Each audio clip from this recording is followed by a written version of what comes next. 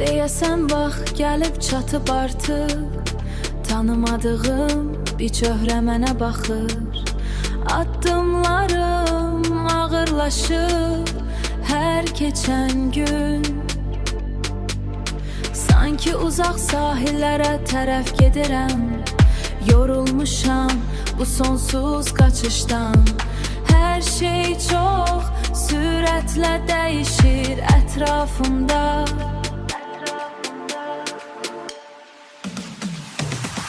Mənim ürəyim çox incə bir şədir, sərt küləklər əsdikcə titrəyir.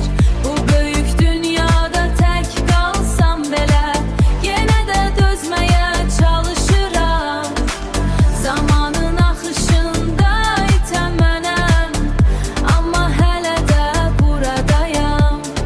Xatirələr dəniz kənarında qum kimi, barmaqlarımın arasından süzülüb gedir. Heç nə deyə bilmirəm artıq sənə.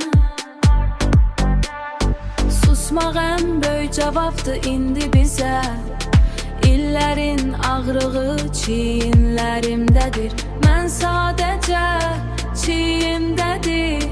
Mən sadəcə biraz sakitlik istəyirəm. Ulvi Pro Remix.